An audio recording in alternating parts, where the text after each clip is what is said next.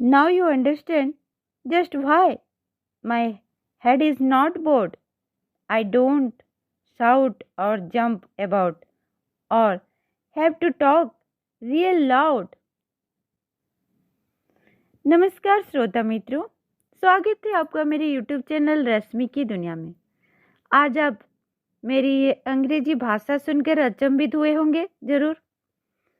हाँ, आज मैं हमारी इग्नू के पाठ्यक्रम जो अनुवाद सिद्धांत में एक और पाठ्यक्रम जिसका शीर्षक है पद्य साहित्य काव्यानुवाद के सृजन पुनः सृजन, उसके बारे में वाचन करने जा रही हूँ। प्रसिद्ध रचनाकार माया एंजेलो, अमेरिका के जो प्रसिद्ध रचनाकार है माया एंजेलो, ये उनके कविता के कुछ अंश है। Now you understand just why my head is not bored. I don't shout or jump about or have to talk real loud. When you see me passing, it ought to make you proud. I say it is in the click of my heels, the bend of my hair, the palm of my hand, the need of my care. Cause I am a woman, phenomenal woman, that's me. ये खूबसूरत कविता, अभी हम इसका हिंदी अनुवाद सुनते हैं।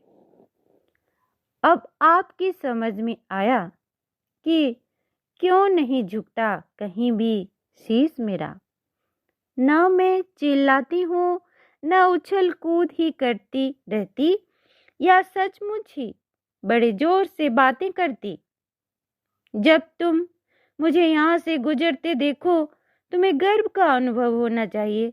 मैं कहती हूँ, यह तो मेरी एड़ियों की आवाज में है, मेरे बालों की लहरों में, मेरे हाथों की हथेलियों में, मेरे शुश्रूषा की आवश्यकता में, क्योंकि मैं एक स्त्री हूँ, सर्वगुण संपन्न संपूर्ण स्त्री, यानी कि मैं।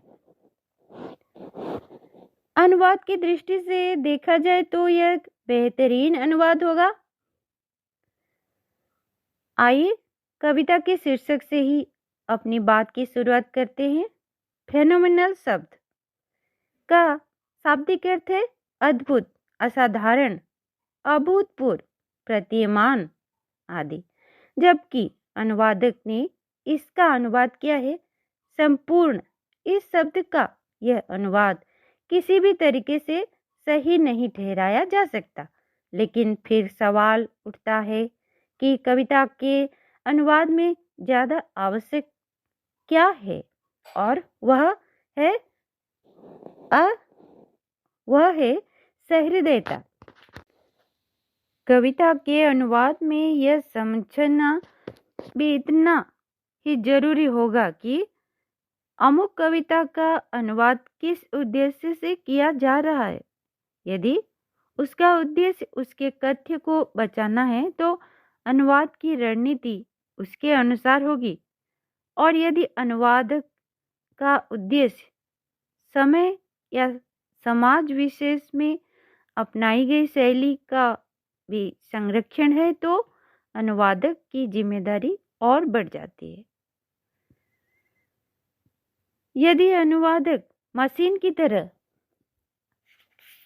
अनुवाद करने लगे तो संभव है कि शाब्दिक रूप से अनुवाद सही हो, लेकिन भावनात्मक दृष्टि से यह अनुवाद न केवल अशुद्ध होगा अपितु असंप्रेषणीय भी होगा।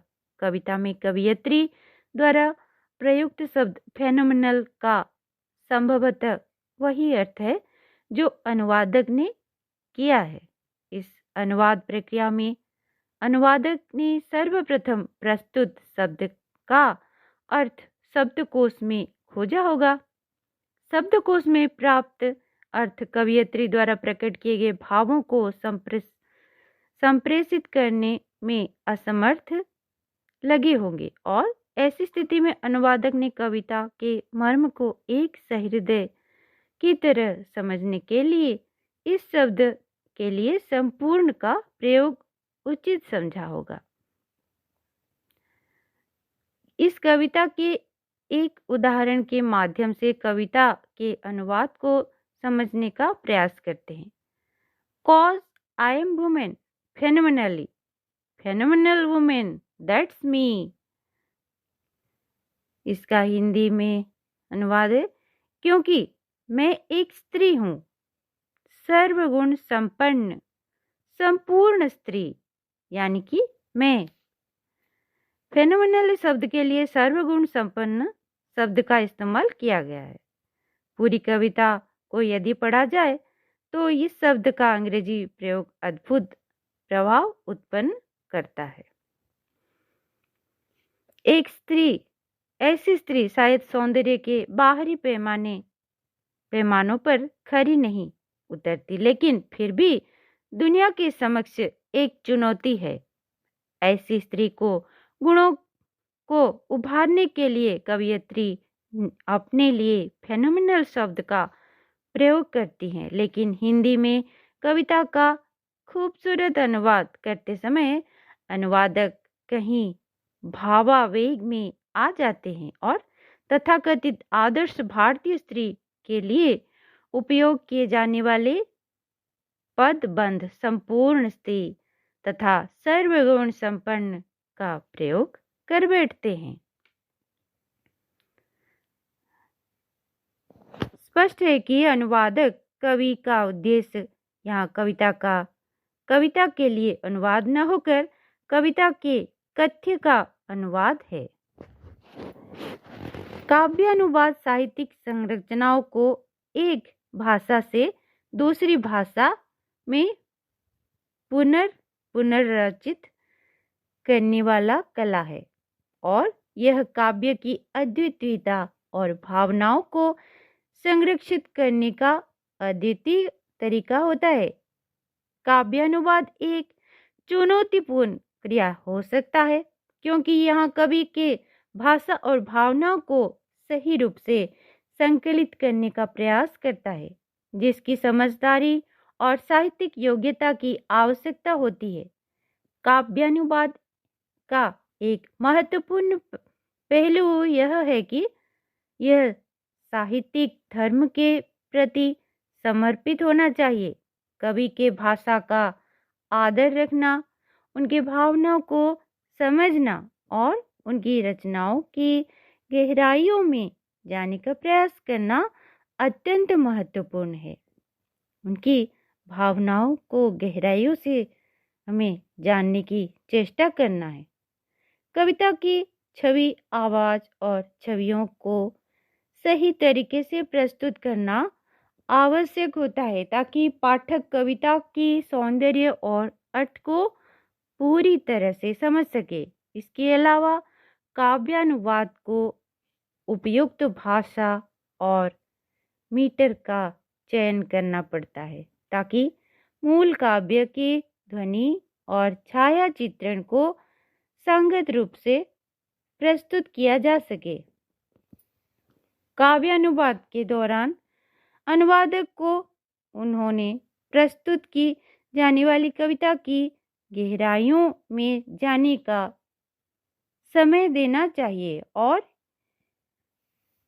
उनके भाषा का कौशल और श्रेय देना चाहिए, जिससे पाठक न केवल मूल काव्य का अर्थ समझ सके, बल्कि उनकी सौंदर्यता को भी महसूस कर सके।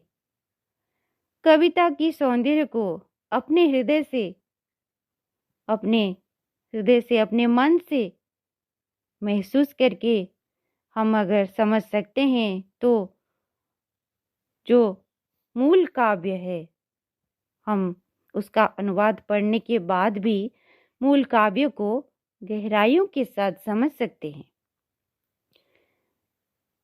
समापन स्वरूप मैं ये कहना चाहती हूँ कि काव्यानुवाद काव्य की भाषाओं को, भावनाओं को, छाया चित्रण और ध्वनि को ध्यान में रखते हुए एक भाषा से दूसरी भाषा में बदलने का कठिन पर रोमांचक क्रिया है।